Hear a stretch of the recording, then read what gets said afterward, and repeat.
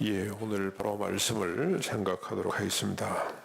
부활하시고 승천하신 주님의 지상 명령, 마지막 당부는 복음을 전하라는 것입니다. 그냥 명령이 아닙니다. 권세 있는 명령, 표적과 기사가 따르는 명령입니다. 믿고 세례를 받으면 구원을 받고 듣지 않고 믿지 않으면 심판을 받습니다. 그리고 전하고 믿는 자들은 귀신을 쫓아내게 됩니다. 새 방언을 말하게 됩니다.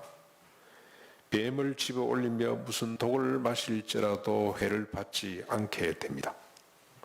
병든 사람에게 손을 얹으면 낫게 됩니다. 그리고 복음을 전하는 자들에게는 또 다른 약속을 주셨습니다. 주님이 함께 하시겠다는 겁니다. 마가복음 28장 19절 20절이죠. 그러므로 너희는 가서 모든 족속으로 제자를 삼아 아버지와 아들과 성령의 이름으로 세를 베풀고 내가 너희에게 분부한 모든 것을 가르쳐 지키게 하라. 볼지어다 세상 끝날까지 내가 너희와 항상 함께 있으리라고 약속을 하셨습니다. 그리고 성천 직전 마지막으로 주신 약속은 성령을 보내셔서 사람들로 하여금 예루살렘에서부터 땅끝까지 복음의 증인이 되도록 하겠다는 것이었습니다. 실제로 이 명령과 권세는 복음을 전할 때마다 나타났습니다.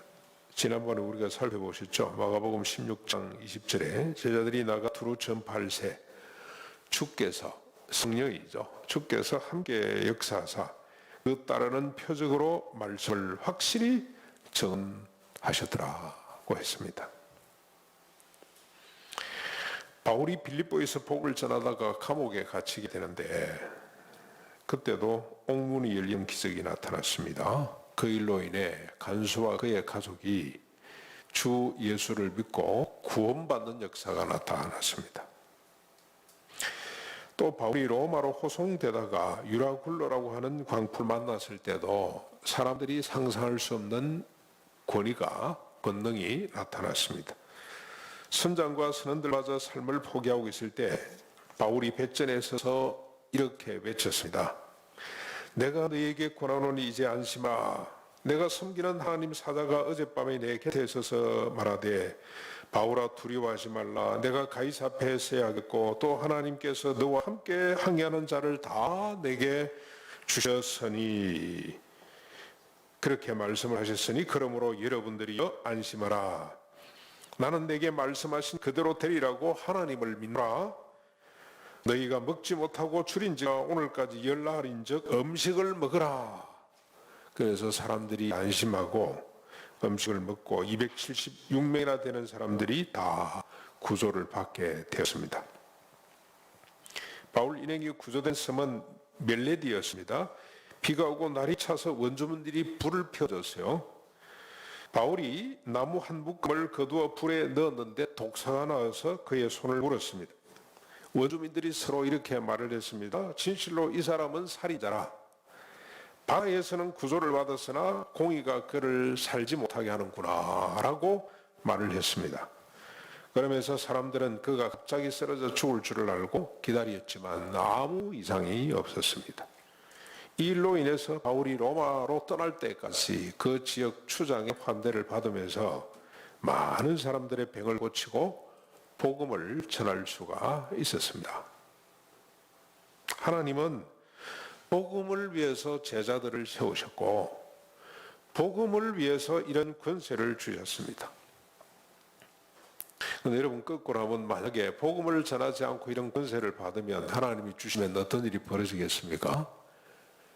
이 권세, 이런 능력과 표적과 기사는 자기를 위한 도구가 되고 그러면 이 표적과 기사를 가진 사람은 권력자가 되고 폭력을 행사할 수 있게 됩니다. 그래서 하나님은 복음을 위해서 이런 권세를 주셨습니다. 복음을 잘 때 이런 권능이, 이런 표적과 기사가 따라오도록 하셨습니다. 대간절 복음이 무엇이기에 주님은 제자들에게 지상 명령으로 주셨고 지상 권세를 그들에게 주셨습니까? 이런 걸 지상 권세라고 하는 것이 맞겠죠? 바울이 했던 이런 표적과 기사들 지상 권세라고 하는 것이 옳을 겁니다. 대간절 복음이 무엇이길래 하나님께서 우리 주님께서 제자들을 따로 불러 세우셨고 그들에게 권세를 주셨습니까? 오늘 본만큼 복음이 무엇인지를 잘 설명한 구절이 없을 겁니다. 66권 성경 전체 내용을 압축해 놓은 것이 오늘 본문입니다. 제가 종종 이 본문을 인용도 했고 또 한두 번 제가 20년 목회하면서 한두 번 설교를 한 것 같습니다만 아직까지도 이 본문에 대해서 이해가 믿음이 좀 부족하다는 생각을 저는 개인적으로 갖고 있습니다. 우리 저 감상금 봉투의 내용 가운데 또 공정기도 가운데 이 내용들이 잘 언급이 안 되는 걸 보면서 참 안타깝다는 생각이 듭니다. 그래서 오늘 제가 다시 한 번 더 이 본문을 자세히 들어서 복음이 무엇인지 구원이 무엇인지 우리가 또 살피고 확인하는 시간이 됐으면 좋겠습니다. 복음이 담고 있는 핵심 내용이 무엇인지 오늘 본문을 통해서 한번 정리해 보겠습니다. 먼저 22절, 23절입니다. 제가 읽겠습니다. 여러분 눈으로 한번 따라 읽어보십시오. 그러므로 너는 이스라엘 족속이 여기를 주 여호와께서 이같이 말씀하시기를 이스라엘 족속아 내가 이렇게 행하면 너희를 위함이 아니요 너희가 들어간 그 여러 나라에서 더럽힌 나의 거룩한 이름을 위함이라. 여러 나라 가운데서 더럽혀진 이름 곧 너희가 그들 가운데서 더럽힌 나의 큰 이름을 내가 거룩하게 할지라. 내가 그대 눈앞에서 너희로 말미암아 나의 거룩함을 나타내니 내가 여호와인 줄을 여러 나라 사람이 알리라. 주 여호와의 말씀이니라. 하나님이 자신의 소원을 세계 만민 가운데서 표명하고 있습니다. 천명했습니다. 이스라엘 족속에게 이런 말처럼 되어 있습니다만 전 세계 모든 사람들에게 이런 말씀입니다. 하나님이 아래 하실 일들이죠. 24절부터 31절에 하실 이 일은 즉 구원의 일인데 사람을 위해서 하지 않는다는 뜻입니다. 이스라엘 백성들을 사람을 위해서 하지 않고 누구를 위해서 합니까? 열국에서 더럽혀진 자신의 큰 이름을 위해서 하시겠다는 겁니다. 그래서 자신이 여호와인 줄을 열국 사람들이 알도록 하겠다는 겁니다. 사람을 위해서 구원하지 않고 자기의 이름을 위해서 구원의 역사를 이루겠다고 주님이 천명하셨습니다. 이 무슨 뜻입니까? 이 말은 하나님이 자신의 이름을 걸고 자신의 명예와 자신의 존재를 걸고 사람을 구원하시겠다는 결연한 의지를 표명하는 것입니다. 감히 비유한다면 예술가들이 자기 이름을 위해서 혼신의 힘을 다하는 것과 같습니다. 얼마 전에 오칠 하는 사람, 원주에서 오칠 하는 무형문화재죠. 명인입니다. 한 분을 만났는데 오칠을 15번에서 20번 하대요. 천천히 된대요. 빨리 하면 안 된대요. 천천히 한 번 하고 난 뒤에 그걸 또 말리고 또 칠하고 말리고 한 달 이상 오칠 해야 된답니다. 간단하게 할 수도 있대요. 자기 이름이 걸리기 때문에 작품 하나에 그만큼 혼을 쏟도록 되어 있습니다. 하나님이 오늘 우리를 구원하시는데 자기 이름을 걸고 하시겠다는 뜻입니다. 이제 하나님이 자신의 이름을 걸고 주시는 구원이 무엇인지를 하나씩 살펴보겠습니다. 첫 번째입니다. 24절입니다. 우리 같이 한번 읽어보실까요? 24절 25절 시작. 내가 너희를 여러 나라 가운데 인도하여 내고 여러 민족 가운데서 모아 데리고 고국 땅에 들어가서 맑은 물을 너희에게 뿌려서 너희로 정결하게 하되 곧 너희 모든 더러운 것에서와 모든 우상 숭배에서 너희를 정결하게 할 것이며. 하나님이 제일 먼저 하시는 일은 사람들을 흩으셨던 열국적 고통의 실존으로부터 모아 언약의 땅, 구원의 존재죠. 구원의 존재로 데리고 가십니다. 사람들은 스스로 고통의 존재로부터 벗어날 수가 없습니다. 왜냐하면 자기를 사랑하기 때문입니다. 그래서 하나님이 한 명 한 명 불러주셔야만이 구원의 자리로 갈 수가 있습니다. 이렇게 하나님이 불러내시면은 어느 누구도 저항할 수가 없고 그 무엇도 방해할 수가 없습니다. 이렇게 데리고 온 자들에게 하나님은 맑은 물을 뿌려서 그들을 정결하게 하는데, 이 맑은 물이 곧 예수 그리스도의 피를 말합니다. 주님의 피를 뿌려서 우상 숭배의 죄까지도 씻어 정결하게 하십니다. 단 한 번 예수 그리스도의 피 뿌림으로 과거, 현재, 미래의 죄를 깨끗이 씻어 주십니다. 그 죄가 아무리 북달지라도 흰 눈처럼 양털처럼 깨끗하게 도마해 주시기로 주님이 선언하셨습니다. 죄 씻음에 대한 이야기입니다. 데리고 가셔서 제일 먼저 하시는 일이 죄를 씻어 주시는 일입니다. 두 번째 보겠습니다. 26절 우리 같이 또 한번 읽어보실까요? 시작. 또 새 영을 너희 속에 두고 새 마음을 너희에게 주되 너희 육신에서 굳은 마음을 제거하고 부드러운 마음을 줄 것이며, 앞에 나오는 새 영은 뒤에 나오는 새 마음과 같은 말입니다. 육신은 영 또는 인격을 뜻합니다. 구약에서 육신이라고 하는 이 말은 혼, 영, 혼, 인격, 마음이라는 말하고 동등하게 사용이 됩니다. 그래서 사람의 혼, 사람의 인격 속에서 굳은 마음을 제하고 부드러운 마음을 주신다는 뜻입니다. 굳은 마음, 옛 마음은 본성적 마음이죠. 원래 태어날 때부터 갖고 나는 마음, 실존적 마음이라고 할 수가 있습니다. 곧 자기 애적 마음을 말합니다. 부드러운 마음, 새 마음은 하나님의 마음입니다. 타자적 마음입니다. 바울은 이것을 새로운 피조물이 되는 것으로 다시는 자기 자신을 위해서 살지 않고 자기애적으로 살지 않고 그리스도를 위해서 타자적으로 살게 된다라고 그렇게 선언을 했습니다. 하나님이 우리를 부르시면 죄를 씻어주는 정도가 아니라 마음 곧 그 존재를 새롭게 하는 것입니다. 예수 그리스도의 십자가 부활로 근본을 새롭게 하는 거듭남에 대한 이야기입니다. 거듭남입니다. 이 말을 지금 이단들이 많이 씁니다. 우리말을 빼앗겼다고 보시면 돼요. 우리가 안 쓰니까 이단들이 써요. 이단들이. 바욱수, 거듭남의 비밀을 해가지고 사람들을 모으고 있죠. 구원파입니다. 구원파. 얼마 전에 한국 사회에 크게 말썽을 부렸던 그 구원파, 그들이 전매 특허를 낸 것처럼 사용하는데, 여러분 우리가 이거 빨리 회복해야 됩니다. 주님이 우리를 불러와서 죄 씻고 끝나는 것이 아니고 우리 옛사람을, 굳은 마음을 멀리 빼서 내버리고 새 마음, 부드러운 마음을 우리 속에 집어넣어 주셨어요. 거듭남입니다.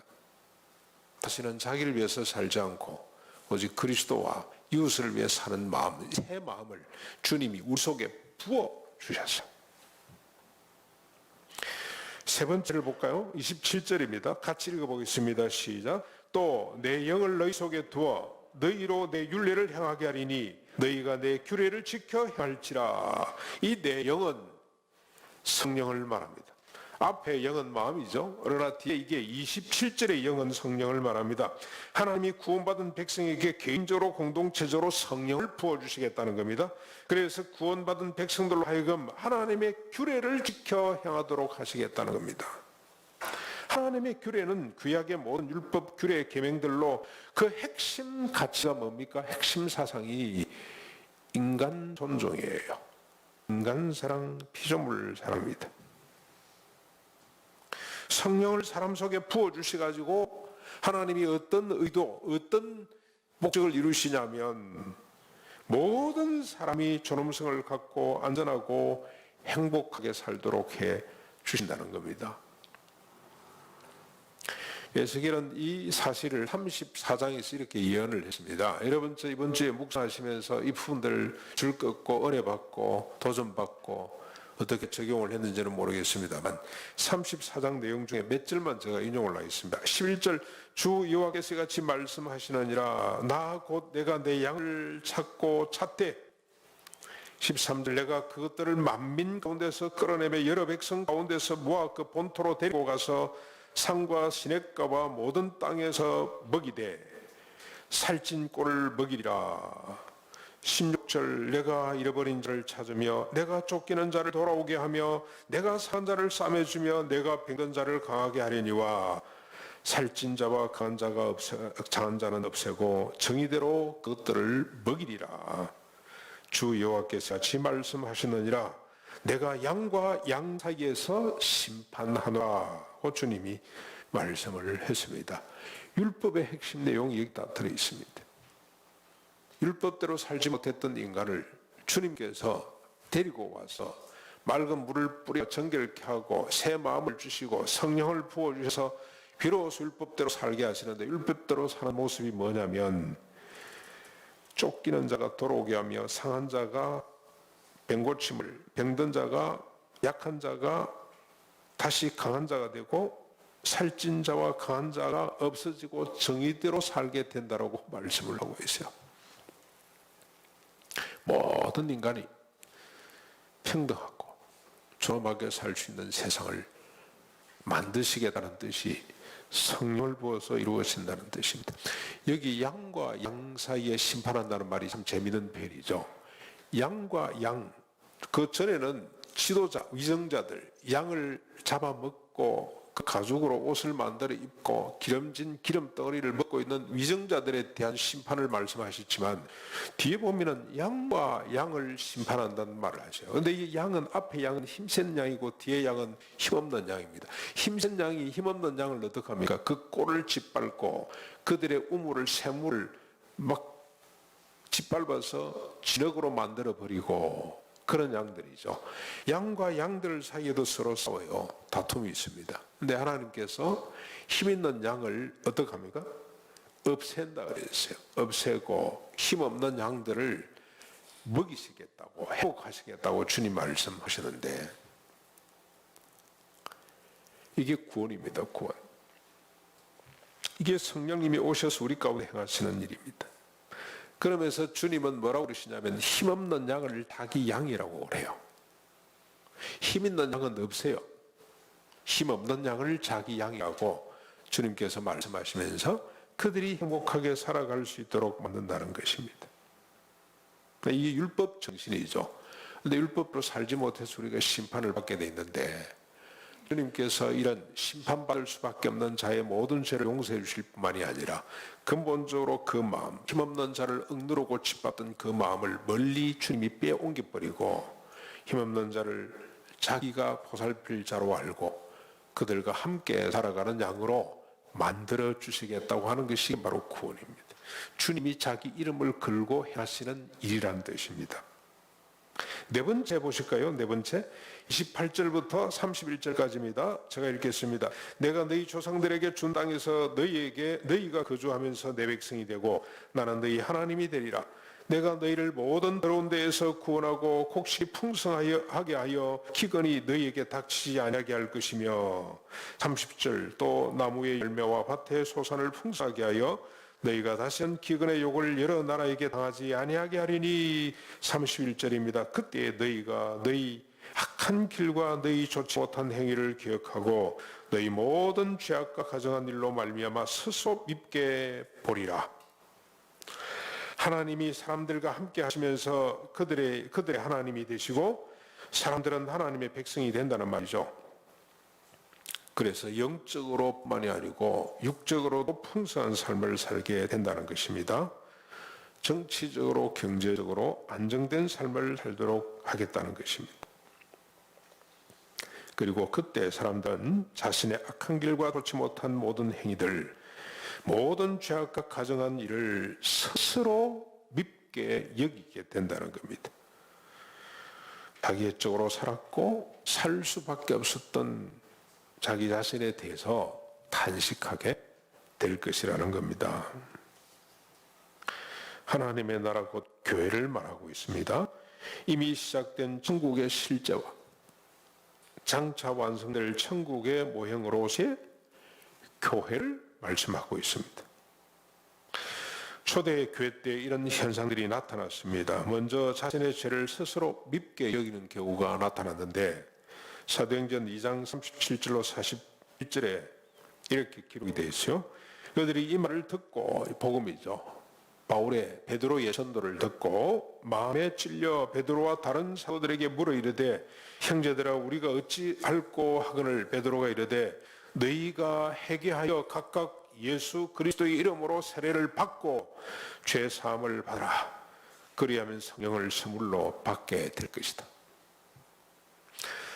그 말을 하던 사람들이 세례를 받으며 이날의 신도의 수가 3,000이나 되더라고 기록하고 있습니다. 물질적 공유의 모습도 나타났습니다. 2장 42절로 47절, 너무나 잘한 말씀이지만 다시 한번 이렇게 읽을게요. 그들이 사도의 가르침을 받아 서로 교제하고 떡을 떼며 오로지 기도하기를 힘쓰니라. 사도들로 말미암아 기사와 표적이 많이 나타나니 믿는 사람이 다 함께 있어 모든 물건을 서로 통용하고 또 재산과 소유를 팔아 각 사람의 필요를 따라 나눠주며 날마다 마음을 같이하여 성전에 모이기를 힘쓰고 집에서 떡을 떼며 기쁨과 순전한 마음으로 음식을 먹고 하나님을 찬미하며 또 온 백성에게 칭송을 받으니 주께서 구원받는 사람을 날마다 더하게 하시더라. 이 장면이 얼마나 일상적이었으며 또 일상적이었는지 누가는 다시 한 번 더 이 내용을 기록하고 있어요. 그게 4장 30절로 35절입니다. 믿는 무리가 한 마음과 한 뜻이 되어 모든 물건을 서로 통용하고 자기 재물을 조금이라도 자기 것이라고 하는 데가 하나도 없더라. 사도들이 큰 권능으로 주 예수의 부활을 증언하니 우리가 큰 은혜를 받아 그 중에 가난한 사람이 없으니 이는 밭과 집 있는 자들이 팔아 그 판 것의 값을 가져다가 사도들 발 앞에 두매 그들이 각 사람의 필요를 따라 나누어 주었더라. 여러분, 복음이라는 것은, 이 구원이라는 것은 천상의 일만이 아닙니다. 지상의 이야기입니다. 복음이 증거되는 곳마다 이런 역사가 나타났습니다. 사랑하는 성도 여러분, 이것이 우리가 전할 복음입니다. 예수 그리스도 십자가 부활로 실현된 복음입니다. 오늘 인터넷으로 참여하는 우리 어린이 여러분, 여기 오늘 어린이들이 몇이 안 나왔는데 2여 정도 나왔는데요. 여러분 다 대부분 어린이들 지금 인터넷으로 예배드리고 있죠. 오늘 복잡합니다만 정리합니다. 복음이 뭐냐, 구원이 뭐냐, 5가지입니다. 5손가락. 첫째는 하나님이 우리를 불러주시는 것. 둘째는 예수 그리스도의 피를 뿌려서 우리의 모든 죄를 깨끗하게 씻어주는 것. 과거, 현재, 미래 모든 죄를 하나도 남김없이 깨끗이 씻어주시는 것. 단 한 번 예수님이 피 흘려주시는 것으로 우리의 모든 죄입니다. 우리가 지금까지 지어온 죄, 앞으로 지을 죄 모든 것들을 주님이 깨끗이 씻어주신다는 게 두 번째. 세 번째는 이렇게 끝나는 것이 아니고 우리에게 새 마음을 주세요. 원래 자기를 위해서 살 수밖에 없는 우리 마음을 하나님이 멀리 옮겨주시고 이제는 주님을 위해서, 이웃 사람을 위해서 사는 새 마음을 우리에게 부어주시는 것. 네 번째는 성령님을 부어주셔가지고 우리 각자 마음속에, 우리 공동체 가운데 성령님을 부어주셔서 하나님의 윤례는 모든 인간을 배불리고 행복하게 살아가도록 하는 것, 인간 존중, 인간 사랑인데 이 윤례를 행하도록 한 것. 마지막 5번째는 우리에게 교회를 주시고 이 교회가 이 지상에서부터 시작해서 새하늘과 새 땅까지 이어지도록 천국이 되도록 해주시겠다는 겁니다. 길죠? 더 간단하게. 첫째는 우리를 부르심, 둘째는 우리를 정결하게 깨끗이 죄 씻어주심, 세 번째는 우리 마음속에 새 마음을 주심, 네 번째는 성령을 부어서 하나님의 윤례를 향하게 하심, 다섯 번째는 이런 사람들이 모여서 교회를 이루고 천국을 이 땅에서 누리고 앞으로 장차 누리게 한다는 거. 요 5가지 꼭 기억하시고 밥 먹으면서 한번 점검해 보십시오. 오늘 오후에 엄마 아빠하고 같이 앉아서 점검해 보십시오. 나는 구원의 점수가 몇 점이나 될까? 내가 알고 있는 것은 어느 부분인가? 내가 잘 모르고 있는 부분은 뭐였던가?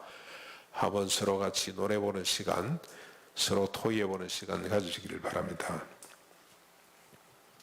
이것이 복음인데 얼마나 영광스럽고 아름다운지 모릅니다. 이 세상에 이보다 더 복된 이야기는 없습니다. 이런 복음을 허락하신 하나님의 이름이 열국 가운데서 높임을 받지 않을 수가 없습니다. 이런 복음을 전하지 않는다면 이는 죄악입니다.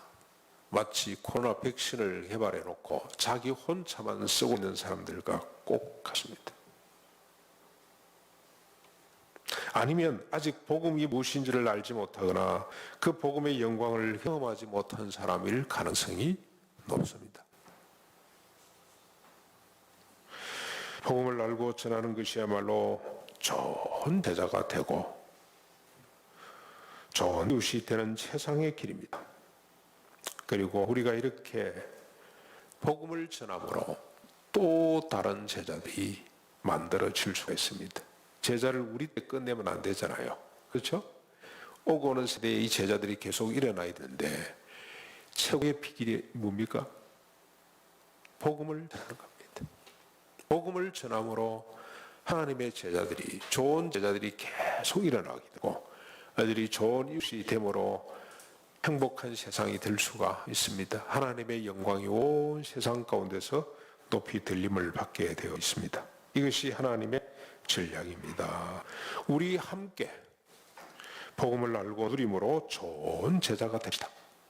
우리 함께 복음을 믿고 전함으로 좋은 이웃이 됩시다. 그래서 주님이 시작하시고 당부하신 하나님의 나라와 구원의 역사가 오늘 저와 우리 교회를 통해서 주님 오실 때까지 이어질 수 있도록 복 받으시기를 주님의 이름으로 축원합니다.